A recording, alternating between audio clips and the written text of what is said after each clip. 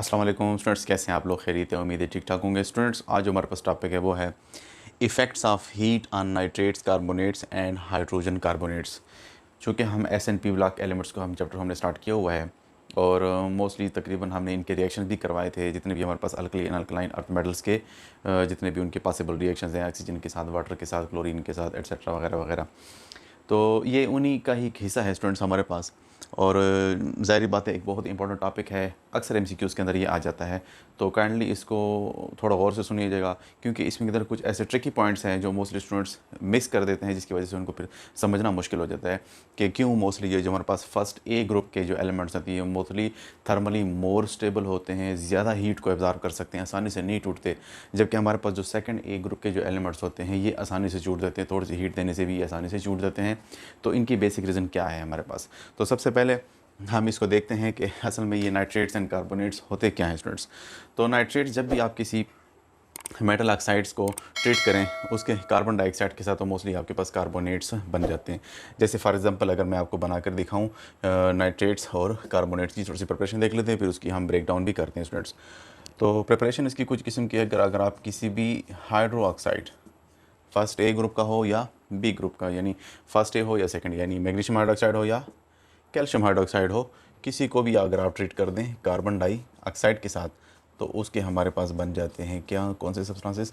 उसके हमारे पास बन जाते हैं कार्बोनेट्स।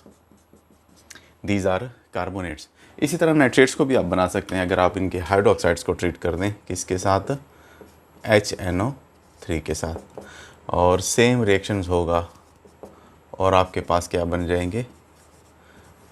नाइट्रेट वगैरह। इस तरह नाइट्रेट आपके बन जाते हैं स्टूडेंट्स हमारे पास। और ये कार्बोनेट्स चूँकि हमारे पास अल्कलाइन इन नेचर होते हैं, बेसिक इन नेचर होते हैं, क्योंकि इनमें से किसी को भी अगर आप एसिड के साथ रिएक्ट करें तो आपको साल्ट एंड वाटर प्रोड्यूस करके देता है। जैसे फॉर एग्जांपल हमारे पास Na2CO3 को अगर आप ट्रीट करें किसी भी एसिड्स के साथ, तो ये आपको क्या बना कर देगा? एक आपको ये साल्ट प्रोड्यूस करके दे देता है, दूसरा आपको ये वाटर भी प्रोड्यूस करके देता है, और साथ में हमारे पास कार्बन डाइऑक्साइड गैस भी यहाँ से रिलीज़ हो जाती हैं। तो इस किस्म के रिएक्शंस आपको ये प्रोवाइड करता है। ये तो जनरल इनका थोड़ा सी इंट्रोडक्शन कराने के लिए कि नाइट्रेट्स कार्बोनेट्स असल में होते क्या हैं। अब असल जो हमारे पास टॉपिक है कि ये हीट अगर आप इनको दें तो ये थर्मली कौन सा सब्सटेंस है या स्टेबल हो जाता है, या कितनी हीट इनको देनी पड़ेगी, किस चीज़ के ऊपर ये डिपेंड करते हैं। वन बाय वन इन तमाम चीज़ों को हम आसानी से देख लेंगे। Effects of heat on nitrates and carbonates हमारे पास जो टॉपिक कंसर्न था, अगर आप देखें तो हमारे पास लिथियम के नाइट्रेट हों, अगर आपके पास लिथियम नाइट्रेट हो, इसको अगर आप हीट करें स्टूडेंट्स, तो हमारे पास क्या बना कर देते हैं? ये आपको बना कर देते हैं lithium oxides along with nitrogen dioxide along with oxygen gas. अच्छा, सिमिलर रिएक्शंस आपकी जो ये फर्स्ट ए में से जस्ट हमारे पास जो लिथियम वाला है ये बिल्कुल सेकंड ए ग्रुप एलिमेंट्स की तरह बिहेव करता है, और उसकी रीज़न भी बताता हूँ कि ये क्यों ऐसा करता है। लिथियम नाइट्रेट की तरह, इसी तरह अगर आप मैग्नीशियम के नाइट्रेट को ले लें स्टूडेंट्स, तो ये भी बिल्कुल सेम बिहेवियर शो करता है। इसको हीट देने से क्या बनते हैं? आपके पास बन जाते हैं स्टूडेंट्स, हमारे पास बनते हैं magnesium oxide along with nitrogen dioxide along with oxygen gas. तो इन दोनों की प्रॉपर्टीज़ तकरीबन सेम मैच कर जाती हैं, और इसकी रीज़न भी बेसिकली क्या है कि मैग्नीशियम और लिथियम के अंदर डायगोनल रिलेशनशिप होती है। डायगोनल रिलेशनशिप किसको कहते हैं कि अगर आप पीरियोडिक टेबल में देखें तो मोस्टली इस किस्म का ट्रेंड्स आपको देखने को मिलता है कि यानी यहाँ वाला एलिमेंट जैसे लिथियम है तो यहाँ पर मैग्नीशियम, इनकी प्रॉपर्टीज़ क्या हो जाती हैं? मोस्टली मैच कर जाती हैं। और दूसरा जो चीज़ है इनकी, वो है इनकी चार्ज डेंसिटी।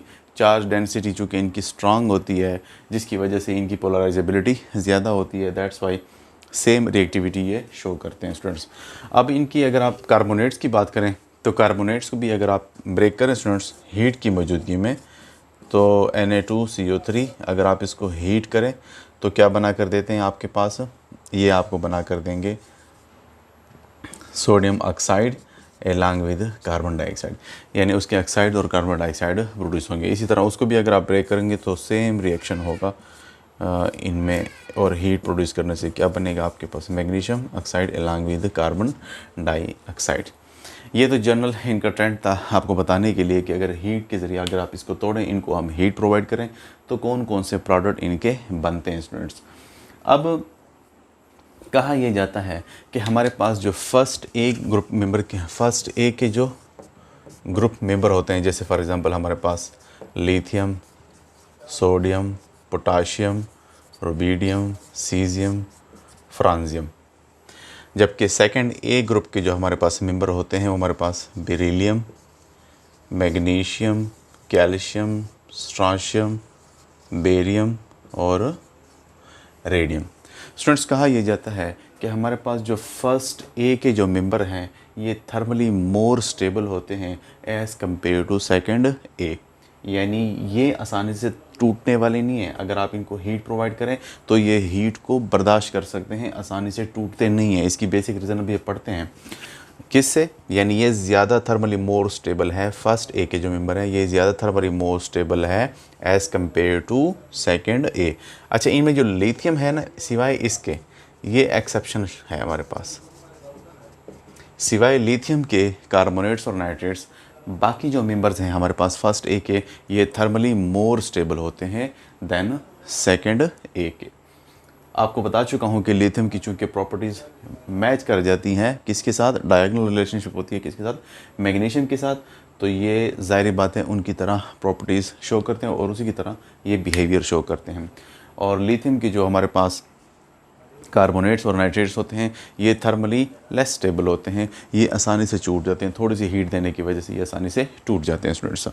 अब इनकी जो थर्मल स्टेबिलिटी है स्टूडेंट्स हमारे पास, ये असल में किस चीज़ पर डिपेंड करती है, वो डिपेंड करती है polar charge density of the cation, charge density of cation. अब ये चार्ज डेंसिटी क्या होती है स्टूडेंट्स, वन बाय वन एक एक चीज़ को समझे, आपको ये आसानी से समझ आ जाएगा। चार्ज डेंसिटी क्या होती है, चार्ज डेंसिटी जो है ना स्टूडेंट्स हमारे पास ये डिपेंड करती है charge to size ratio of the cation, charge to size ratio of the cation. अगर कोई सब्सटेंस है उसके ऊपर चार्ज भी ज़्यादा है और उसका साइज़ भी छोटा है तो उसकी चार्ज डेंसिटी ज़्यादा होगी, उसकी चार्ज डेंसिटी ज़्यादा होगी। और अगर किसी का चार्ज तो सेम है, जैसे अगर आप टॉप टू बॉटम नीचे ग्रुप में आए तो चार्ज तो सेम रहता है, लेकिन साइज़ नीचे बढ़ने की वजह से सब्सटेंसेस की चार्ज डेंसिटी जब टॉप टू बॉटम आप ग्रुप के अंदर आते हैं तो चार्ज डेंसिटी क्या हो जाती है, कम होना शुरू हो जाती है, क्योंकि नीचे वाला जो फैक्टर है ये बढ़ना शुरू हो जाता है। चार्ज तो सब पे सेम होता है, अगर आप किसी भी ग्रुप का देख लें, इसका देख लें या उसका देख लें, इसके ऊपर चार्ज हमारे पास +1 होता है, लेकिन टॉप टू बॉटम जब होते हैं तो इनका साइज़ बढ़ने लग जाता है। साइज़ बढ़ेगा तो as a whole charge density क्या हो जाएगी, कम होना शुरू हो जाएगी। चार्ज डेंसिटी का कौन सा फैक्टर है, कैसे रोल अदा करते हैं, अभी आपको ये क्लियर हो जाएगा जब हम कार्बोनेट आयन की शक्ल बनाएंगे स्टूडेंट्स। सिंगल है। नेक्स्ट हमारे पास इनकी जो चार्ज डेंसिटी है हमारे पास सेकंड ए की, इनका तो जैसा आप कहते हैं कि लेफ़्ट राइट जब हम जाते हैं तो साइज़ कम हो जाता है और चार्ज इसके ऊपर ज़्यादा है, चार्ज भी ज़्यादा है, साइज़ भी कम है, तो इनकी चार्ज डेंसिटी ज़्यादा होगी। सेकंड ए ग्रुप की जो है ना, सेकंड ए ग्रुप के जितने भी मेंबर होंगे उनकी चार्ज डेंसिटी स्टूडेंट्स हमारे पास ज़्यादा होगी किससे, फर्स्ट ए के अंदर जो भी मेंबर्स आपको दिए हुए हैं, क्योंकि इनका साइज़ भी कम है और इनके ऊपर चार्ज भी ज़्यादा है, तो इनकी चार्ज डेंसिटी क्या हो जाती है स्टूडेंट हमारे पास, ज़्यादा हो जाती है। अब इनकी चार्ज डेंसिटी जो है ना ये असल में कौन सा रोल अदा करती है स्टूडेंट्स हमारे पास। अब अगर आप थोड़ा सा हम इनके कार्बोनेट आयन की तरफ आएँ कि ये टूटते कैसे हैं स्टूडेंट्स हमारे पास, अभी आपको ये सारी चीज़ें क्लियर हो जाएंगी।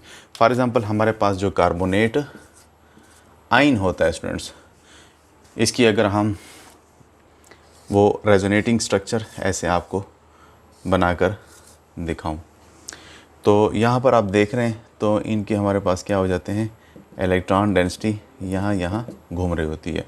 असल में इनका जो आयन है वो इस किस्म का होता है, यहाँ पर इनके ऊपर 2 नेगेटिव चार्ज और इस तरह, चूँकि ये डिलोकलाइज इलेक्ट्रॉन होते हैं तो ये मोस्टली घूम रहे होते हैं, यहाँ पर तमाम मॉलिक्यूल्स के ऊपर ये इलेक्ट्रॉन क्या हो जाते हैं, डीलोकलाइज होते हैं। अब स्टूडेंट्स हमारे पास ये कार्बोनेट आयन है, यहाँ पर अगर मैं कोई मेटल ले लूँ, जैसे मैं लिथियम को ले लेता हूँ, लिथियम के ऊपर हमारे पास +1 चार्ज होता है, तो छोटा साइज़ और चार्ज भी उसके ऊपर ज़्यादा होगा, साइज़ भी उसका छोटा है, चार्ज ज़्यादा है, तो चार्ज डेंसिटी क्या हो जाएगी, ज़्यादा। और लिथियम आपको पता भी है कि जितना एटम छोटा होता है उसकी इलेक्ट्रोनेगेटिविटी भी ज़्यादा हो जाती है स्टूडेंट्स। तो ये यहाँ के जो डिलोकलाइज इलेक्ट्रॉन है इनको अपनी तरफ खींचेगा। चार्ज डेंसिटी ज़्यादा होने की वजह से ये कार्बोनेट आयन के अंदर ये जो डीलोकलाइज्ड इलेक्ट्रॉन है इनको ये अपनी तरफ अट्रैक्ट करेगा। अट्रैक्ट करने की वजह से हमारे पास ये जो कार्बोनेट आयन हो जाता है ये क्या हो जाता है, ये सारा का सारा पोलराइज्ड हो जाता है। पोलराइज्ड स्टूडेंट्स एक एक टर्म को समझने की कोशिश करें। ये क्या हो जाएगा, पोलराइज्ड हो जाएगा। जब पोलराइज्ड क्या होता है कि यार इलेक्ट्रॉन डेंसिटी एक साइड पे ज़्यादा एक साइड पे कम हो जाएगी, पोलराइज्ड हो जाएगा। जब ये पोलराइज्ड होगा तो इसको टूटने में हेल्प मिलेगी, टूटेगा। जब पोलराइज्ड होगा तो ये क्या हो जाएगा, इसको ये टूटने में हेल्प करेगा। ये लिथियम का आयन इस ऑक्सीजन को उठा के यहाँ से लेके चला जाएगा और ये आपको बना कर देगा क्या, लिथियम ऑक्साइड, और ये साइड कार्बन डाइऑक्साइड की सूरत में हमारे पास निकल जाएगी स्टूडेंट्स। अब चूंकि ये लिथियम आयन इनकी चार्ज डेंसिटी ज़्यादा है तो ये कार्बोनेट आयन को आसानी से ब्रेक करेगा स्टूडेंट्स। अब अगर आप इसको थोड़ी सी भी हीट प्रोवाइड करें तो ये ऑलरेडी भी इसको तोड़ रहा है, ऑलरेडी इसको तोड़ रहा है, रिस्पॉन्सिबल है, इलेक्ट्रॉन डेंसिटी को खींच रहा है। थोड़ी सी उसको फर्दर अगर आप देंगे तो ये मज़ीद उसको तोड़ने में हेल्प हो जाएगी स्टूडेंट उसके लिए। यानी ऑलरेडी ये रिस्पॉन्सिबल है इसको ब्रेक करने के लिए, ज़्यादा डिस्टॉर्शन काज कर रहा है, ज़्यादा इसके अंदर पोलराइजेशन काज कर रहा है, जिसकी वजह से ये आसानी से टूटेगा। यानी थोड़ी सी हीट से ऊपर ये आसानी से क्या हो जाएगा, डिकम्पोज होगा और आपको कार्बन डाइऑक्साइड और लिथियम ऑक्साइड प्रोवाइड करके दे देगा। अगर आपके पास अभी ऐसा यहाँ पर मेटल होता जिनकी चार्ज डेंसिटी कम है, यानी वो इस कार्बोनेट आयन को आसानी से स्ट्रांगली डिस्टॉर्शन नहीं करता, पोलराइजेशन नहीं करता, तो ये कार्बोनेट आयन क्या होगा, थर्मली स्टेबल होगा, इसको ब्रेक करना मुश्किल हो जाएगा। ये जो कार्बोनेट आयन सॉरी ये जो मेटल कैटायन होता है ये रिस्पॉन्सिबल है फॉर इट्स ब्रेक डाउन। यानी जितना आपके पास ऐसा मेटल होगा जिसकी चार्ज डेंसिटी ज़्यादा होगी वो उतना आसानी से इस इलेक्ट्रॉन डेंसिटी को अपनी तरफ खींच लेगा, ऑक्सीजन आयन को ब्रेक कर लेगा और CO2 को यहाँ से निकाल बाहर करेगा। हीट आपकी थोड़ी ज़रूरत पड़ेगी क्योंकि ऑलरेडी ये इसको ब्रेक कर रहा होता है। कौन सा एलिमेंट, जिनकी चार्ज डेंसिटी ज़्यादा होती है स्टूडेंट्स। और जिनकी चार्ज डेंसिटी कम होगी, यानी अगर इसकी जगह हम क्या ले लेते हैं, फॉर एग्जांपल इसकी जगह हम ले लेते हैं कोई और ले लेते हैं, जैसे फॉर एग्जांपल हम पोटाशियम ले लेते हैं, तो पोटाशियम का साइज़ बड़ा है, चार्ज उसके ऊपर थोड़ा है, तो ज़ाहिर बात है इसकी चार्ज डेंसिटी क्या होगी, ये इन इलेक्ट्रॉन डेंसिटी को उतना फोर्सफुली अट्रैक्ट नहीं कर पाएगा, जिसकी वजह से ये क्या होगा, थर्मली स्टेबल रहेगा, ये आसानी से टूटेगा नहीं। उम्मीद है स्टूडेंट्स आप इनको पिक कर रहे होंगे। इसी वजह से हम कहते हैं, अब सेकंड ग्रुप मेंबर का अगर आप देख लें, टॉप टू बॉटम जब अगर आएंगे तो थर्मल स्टेबिलिटी क्या हो जाएगी, बढ़ती चली जाएगी। क्यों, चार्ज डेंसिटी क्या हो रही है, कम हो रही है। चार्ज डेंसिटी कम तो thermally more stable, charge density ज़्यादा होगी तो थर्मली लेस स्टेबल। तो हमारे पास जो ये वाले ग्रुप मेंबर है इनका साइज़ भी ज़्यादा है, चार्ज इनके ऊपर कम है, तो इनकी चार्ज डेंसिटी क्या हो जाती है, क्या है इसकी, कम है स्टूडेंट्स, क्योंकि इनका चार्ज कम और साइज़ ज़्यादा है। आप लेफ़्ट राइट जाते हैं तो साइज़ कम हो रहा है, चार्ज ज़्यादा, तो इसकी चार्ज डेंसिटी क्या हो जाएगी, मोर। इसकी चार्ज डेंसिटी चूँकि ज़्यादा होती है तो ये आसानी से इस कार्बोनेट आयन को ब्रेक करने की सलाहियत रखता है। इनकी चार्ज डेंसिटी चूँकि कम होती है तो ये इनको ब्रेक करने की सलाहियत नहीं रखते, उस लिहाज से जिस तरह के सेकंड ए के मेंबर होते हैं। अब जैसे जैसे आप टॉप टू बॉटम आएंगे स्टूडेंट्स, टॉप टू बॉटम आएंगे तो चार्ज डेंसिटी कम होगी, इनकी जो थर्मल स्टेबिलिटी होगी वो बढ़ती चली जाएगी। इसलिए हम कहते हैं कि when we go down from top to bottom in the periodic table then thermal stability of the nitrates carbonates is going on increasing. Why? Because charge density is decreases. When charge density is decreases, then polarizing power of the cation will be decreases and hence carbonate ion will be more stable. तो उम्मीद है students आप लोगों ने इनको समझ लिया होगा। फिर भी किसी पॉइंट पर अगर आपको समझ नहीं आई तो काइंडली लाजमी कमेंट सेक्शन कमेंट करें, इंशाल्लाह वो चीज़ भी आपको मैं लाजमी क्लियर करके दूंगा। Thank you so much for watching my videos.